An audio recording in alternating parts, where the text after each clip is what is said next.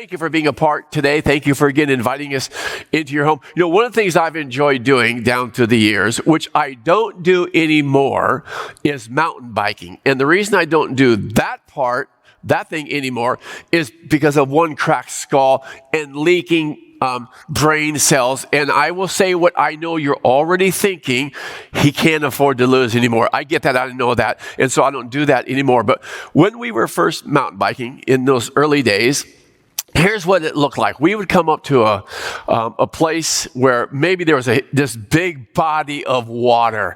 And so we would do our best. We would start there and we would fly through that. And here's the deal: the deeper, the better. It's what we chose. And we'd go over these obstacles. And so it was one of those obstacles that kind of took me out of mountain bike riding, actually probably for the rest of my life. But the bigger the obstacle and the deeper the water, the better it was. Here's what I can tell you. If someone on our team there would have had the opportunity or the privilege, or they could kind of like part the waters so that we could go through on dry land, we would have taken their life. I will tell you that right now, because that is not what we wanted. We wanted to go through the water, not around the water. Let me give you a little principle here. Here's the reality, and I think that is true for all of us.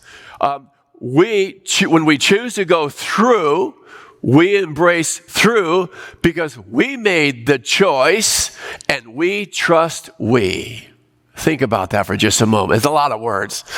When we choose to go through, we embrace that path or through because we made the choice, and we trust we. I want to unpack that just for a few moments as we get ready to dive into the book of Exodus in just a little bit. You see, using our wisdom, we assess the problem or the challenge that's ahead of us. And we decide to go through it, or we decide to go around it. We develop this plan of attack in life. We often choose the plan with the least resistance. It's not like riding through a mud puddle or the shallowest road. We just kind of choose the least resistance. We trust because we see. We trust because we see. And when it's over, assuming success, right, we proudly congratulate ourselves. We pat ourselves on the back. And if the plan fails, well, we should have done a better job planning. Here's what we're going to learn today, or be reminded of again. This principle that we see in the Bible: sometimes God leads us through, not around. Sometimes God leads us through, not around. Not the way that we might choose. Sometimes we think, well, this is the most difficult way. I would not choose that. But sometimes God leads us through, not around, for His glory. We don't like that very much, because as humans, we like easy and we like simple. We like that life that brings no challenges. And I would submit, however, that is not the life that Jesus has called us into. I think we're going to see that in just a few moments. As we dive further into our journey through Exodus, it's important for us to understand and remember some very important things in all of life. Number one, you, me, we all are created in the image of God and are to bear His image in all of life. Now, if you can circle that word all, because that's critical and that's important. We're to bear His image in the good times, the joys of life, and we're to bear His image when life is challenging us. And God is leading us through, not necessarily around. That means that every problem you face, every challenge that you might even be sitting in right now, wondering what in the world is going on, and you feel like God is leading you through, even during this time, every joy that you're experiencing, are you ready, is used by God to show God, for God. It's used by God to show God, to bear His image. This is what amazes me about the story of Paul and Silas in Acts chapter 16. Now, You'll remember that story. And for many of us, for most of us, we kind of focus on one thing, that here Paul and Silas were in prison and they were singing. I mean, and that's amazing, right? These hymns, they were singing, they were in the inner prison, they were shackled in their feet, and here they were singing. And I think that's pretty amazing. But I think the more amazing part of that story is what happens next. Here are Paul and Silas, obviously in huge discomfort, right? They were in a pretty challenging place. I think we would totally agree on that. In the inner cell, not the type of environment that any of us would want to be in. And they're singing. And honestly, if you're there, if I'm there, I'm in that challenging spot, I can't wait to get out, right? I mean, like at the moment I can exit that place, I am gone. And they had that opportunity. The Bible says that the earthquake came and suddenly these shackles, these things that were holding them and holding the prisoners were suddenly gone. And the doors to the prison opened up. Let me ask you a question. What are you going to do? Well, I'm thinking, I'm out of here, man. I am gone. But they didn't do that. They didn't leave. They stayed. That's challenging to me. They stayed because their purpose in life exceeded that challenging moment, exceeded that circumstance in life. They were all about bearing the image. They were all about sharing the good news of the gospel. And because they stayed, because they allowed God to lead them through that, the kingdom was expanded, and the jailer and those came to Christ. We know that. Stop, don't kill yourself. We're all here. This is purpose prevailed. Sirs, what must I do to be saved? Can you just imagine what would have happened if they said, I'm out of here? We are his image bearers in all of life. We're going to see that in Exodus. It's a beautiful book where we see God's hand at work and God leading his people. Listen to John Piper. He says this: man was created from the beginning in God's image that we might image forth God's glory. You and I were created for this one purpose, and that is to image forth God's glories.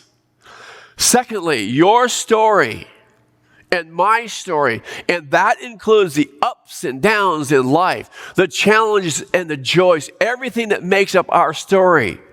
Your story is a picture of God's grace and purpose lived out in trust and faith. Can you see God working in your life right now? You might be in that really, really difficult place. You might be in that really, really challenging place. But can you see God working in your story in order to image forth who he is and his glory? Let me ask you this question. What story are people seeing or brought into when they view you and when they view me? What is it that they're seeing? Ravi Zacharias, and I've been a follower of his for some time. I know that you have as well. Recently passed away, said this: if God is the author of life, there must be a script. Where there is a script, there must be a story. It is not that the world is a stage and we can pick and choose different scripts. The individual subplot must gain its direction from the larger story of God's purpose for our lives. And then he goes on. He says, God has put enough into the world to make faith in him a most reasonable thing. But, are you ready? But he has left out enough to make it impossible to live by sheer reason or observation alone. And this is where we have a problem and a struggle. And the struggle is real. We don't like that part that's left out because, remember, we kind of like to embrace what we see. But this is the life that we're introduced to in Exodus, and more importantly, in God as followers of Jesus. trusting in God's way, letting him lead us in all of life. Sometimes it's around, sometimes it's through, but letting him lead us and giving us, again, the opportunity to image forth who he is. Let me give you just an overview of Exodus for just a few moments. And we're going to be diving into books or chapter 4 through 14 in just a few moments. In Exodus, we discover and see Jesus, our deliverer, throughout Exodus. I hope that you can see that. We discover that God will use whatever means or people for his purpose as he wills. And you see that. In fact, if you were to kind of circle people that he's using, how he's displaying his power and his might, you would see this again and again. We see suffering in the book of Exodus. We see hopelessness kind of on display. And most importantly, what we do is we see God. We see God.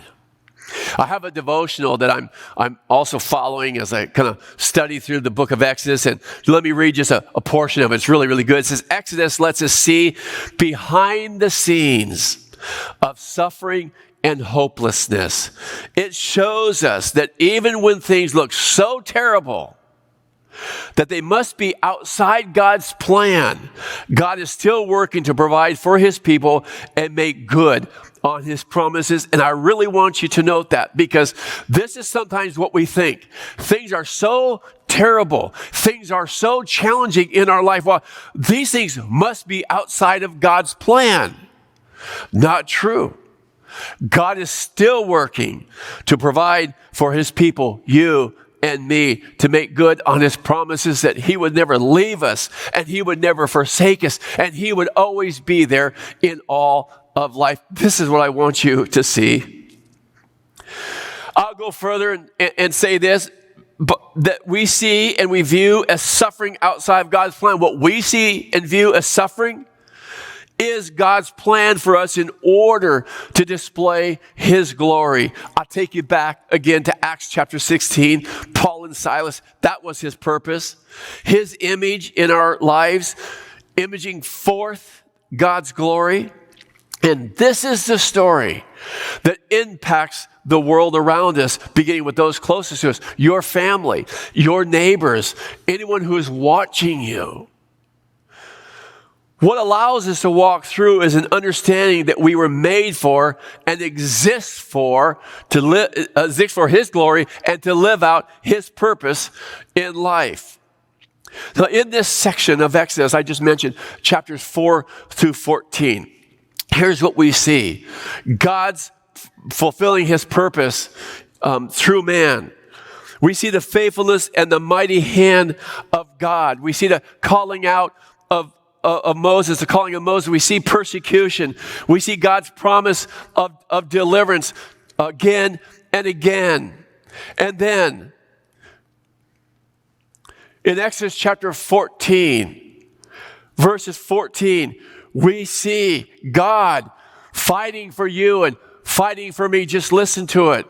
The Lord will fight for you and you have only to be silent. Listen, I want you to see the beauty of Exodus, the beauty of God's might, the beauty of who God is, who Jesus is, how he watches over us and how he protects us and how he leads us. It's what we see in this beautiful book. You only have to remain silent. God will fight for you. And then finally, this picture in verse number 19, then the angel of God who was going before the host of Israel, get it now, moved and went behind them. And the pillar of cloud moved from before them and stood behind them. You get this picture of God protecting his people as he was leading them through. It's coming between the hosts of Egypt and the hosts of Israel. And there was the cloud and the darkness and to light up the night without one coming or the other all night. It's beautiful. As God was leading his people through something, I think they would have gone around had they had the choice. God was there in the midst of them. never left them, leading them and guiding them. And all they needed to do was to stand aside and just watch God work.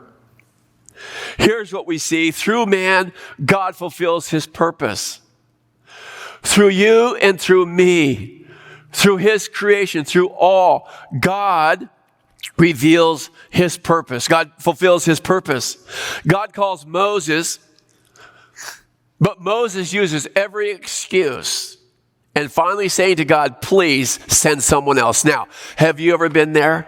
Because I think I have. No, I don't think I have. I know I have. So, you've been there. I've been there. And here God calls Moses, and Moses comes out like, I don't speak well. I'm not eloquent. I can't form words. So here is the better plan. The better plan is for you to actually think this one through, and you can send somebody else, right? That's this dialogue between Moses and God. God was calling Moses to a life of complete surrender.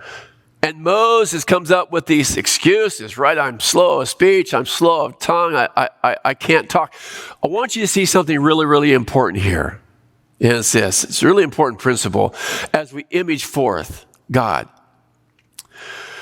What we see as our disabilities, God sees as our opportunities. It's important.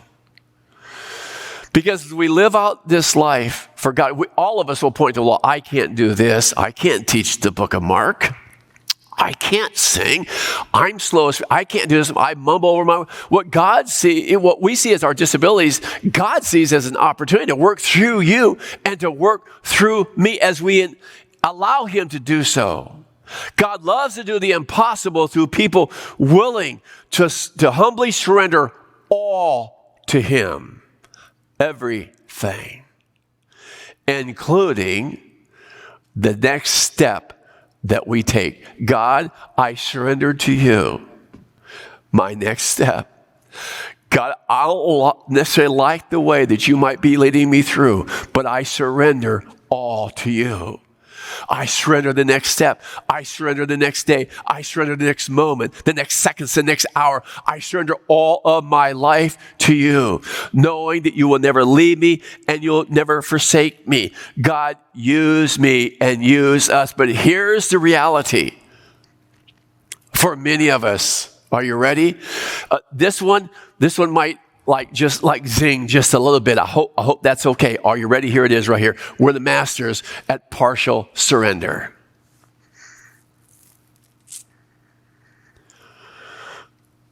The masters at partial surrender. I honestly think that if we were to kind of draw back the lens just a little bit, we probably all are there. God, I'm kind of willing to give you this part of me, but maybe not this part. You see, when we come to prayer in a little bit, I'm going to invite us to open up our heart and say, God, what part am I holding back from you? Am I surrendering my whole life, my thoughts, my mind, my way, all of me? We're masters at partial surrender. We excel at giving Jesus almost everything. And then we come up with excuses for the other thing. We see that in Moses, don't we? And I think if we had an honest moment, maybe we would all say guilty as charged. We give God control of most everything, but we kind of have a way of keeping our finger on just this one thing that's most precious to us. But God puts his finger on that thing and says, that's what I want. I want all of you. Now, in God's sovereignty, he accommodated Moses' request, but something was missing here, and we're going to see it in chapter 4, beginning with verse 24. Something was missing in Moses' life, complete obedience, because just down a few verses, something interesting happens. Here it is. At a lodging place on the way, the Lord met him and sought to put him to death. Now, you think you have problems? Here's Moses. At a lodging place on the way, the Lord met him and sought to put him to death. What's going on here? Verse 25, then Zipporah took a flint and cut off her son's foreskin and touched Moses' feet with it and said, surely you are a bridegroom of blood because of the circumcision. You see, in verse number 21, God reveals what I just call Moses' future ministry, what he's going to do through Moses and what it would look like and the results. But before he gets there, this happens. Moses had neglected to obey God's command to circumcise one of his sons. And so Zipporah carries out the circumcision, then touches Moses' feet. And our first reaction is like, whoa, yeah, weird. That's really, really weird. Some have proposed that this was an act of redemption by which the blood of the youngster restored Moses to the Lord. But here's the point, and here's what we're seeing. We are called to complete surrender, and Moses, for whatever reason, and some project a number of reasons, perhaps he was trying to keep everybody happy, but for whatever reason, Moses was not walking in full obedience to the Lord. And here's what it is: the Lord requires full obedience in your life and in my life to carry out his purposes. And so we see God putting his finger kind of on this one thing and say, Moses, you're not walking in full obedience. Moses complies. And here's the point: walking in obedience is walking in freedom. If I am walking in disobedience to the Lord in any way or any part of my life, I am not walking in the freedom that he has called me into. If you have any part of disobedience in your life and God is putting his finger on some area, you're not walking in the full freedom that God has designed for you, that God has brought you into. God leads his people through the miraculous with a call to trust and obey. God's mighty hand is on display as we trust and obey fully. We see God's mighty hand at work through mighty acts of power to eventually lead Moses to leading God's people out of bondage.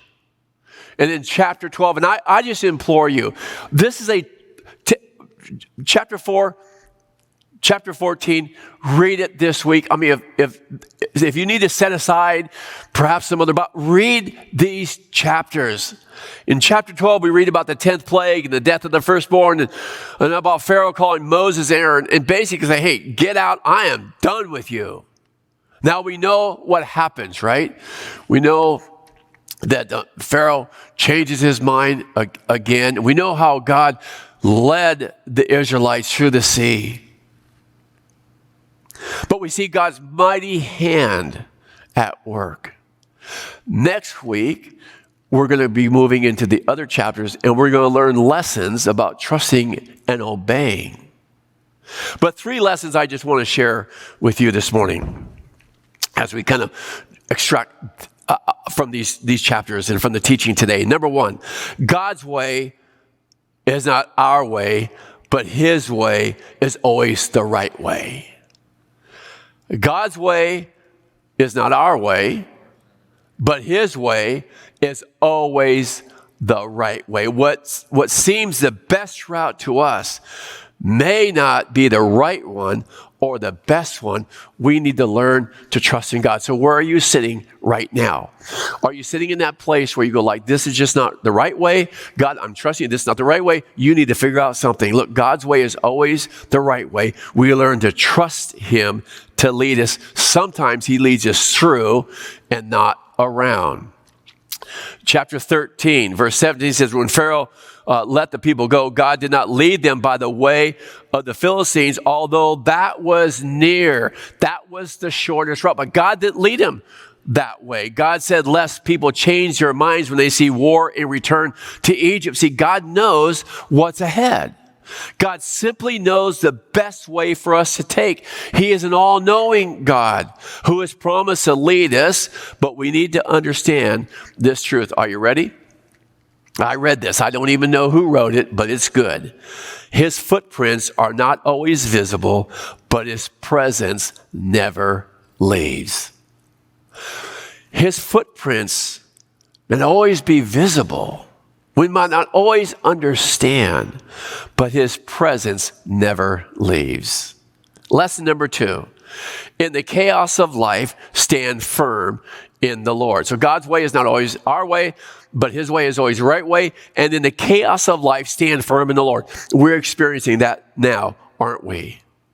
In the chaos of life, stand firm. Here's what I mean. Unless we focus on him, God, we will be drawn into our circumstance. And when that happens, we'll respond out of our own wisdom. We stand firm in the Lord.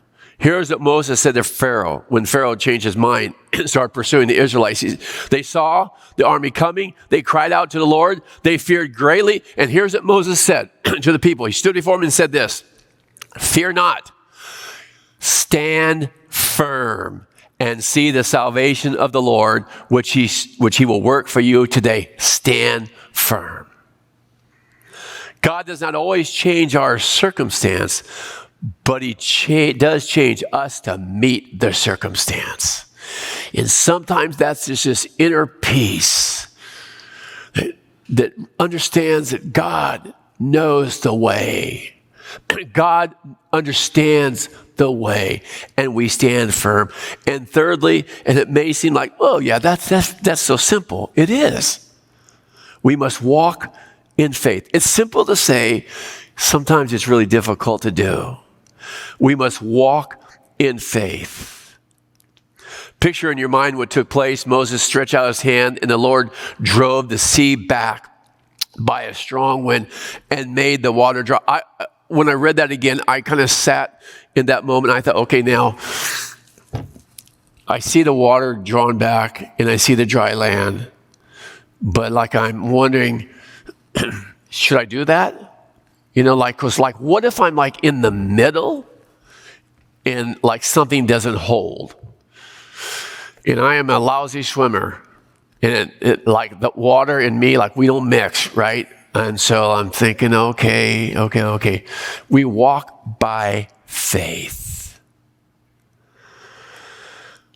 Back to chapter 14, verse 14. The Lord will fight for you. You only have to be silent. So let me ask you these questions, and I'm going to pray. Where are you? And I've said this before I ask you that question, I'll ask myself the same question. Where am I today? Have I given him everything? Have I surrendered to God everything? Is there some human liability or some inability that I see in myself that is stealing God's opportunity in my life? Have I come up with all kinds of excuses that God, have somebody else do this? I would just like really to be able to step out of what you're calling me to do. And maybe you've been there, and God, there's somebody else who can do better. Are you allowing some liability? Maybe someone's told you can't do that, but God's given you maybe even a desire. Are you allowing something to steal the opportunity that God wants to bring you into? Does the chaos of life have you looking at the circumstance instead of looking at the Lord? So is your gaze this way instead of this way? And are you standing at the water's edge wondering if God is going to come through? Here's what I'd like for you to do. If you can relate to any one of those, would you just hit that raise the hand button? Because I'm going to pray for you. Maybe you're that one who you've never trusted Jesus. You've never surrendered your life to him at all. Would you hit that? I'm raising my hand right now.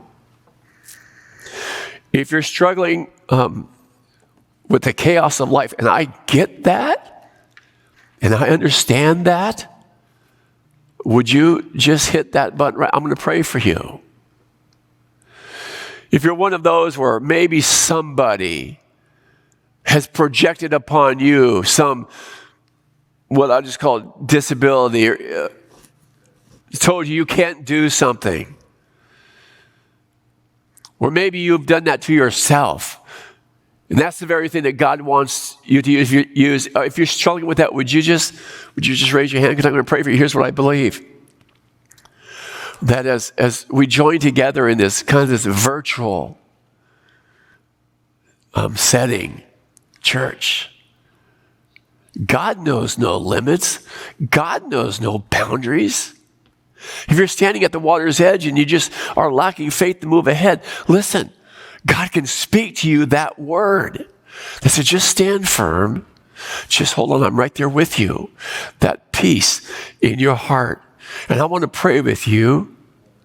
And I just believe that as we look to God, we will hear his voice and his peace will settle deep in our hearts. In just a moment, we're going to share in communion. We're going to come around the table where we recognize the Lord's work in our lives. But I want to pray with you. And in your homes right now, could you just bow your heads? Could you just join with me? And look, you may not be one who raised your hand, but there are people who have.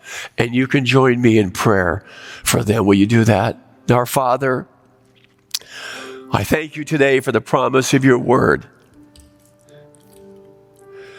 It says you would never leave us and you would never forsake us. The God that we read about and that we're introduced to in this beautiful book of Exodus. You're the same God today. You have not changed. You may be calling us through today. And I know that for many of us, that's the journey. Will you remind us that you are right there? Would you remind us again of the opportunity to image forth your glory and who you are? Would you remind us again today that you have called us to complete surrender as we surrender to you? God, you use us in amazing ways, in incredible ways. Some of us are standing at the water's edge today. Some of us are standing in the chaos of life. And our gaze is horizontal. It's on circumstances. God, would you just help us to lift our gaze to you in these moments, this day and every day? May we have our eyes on you, Jesus. Maybe this morning, God, you're placing your finger, and this is you. Pray with me on some area of our heart that we've not given over fully to you.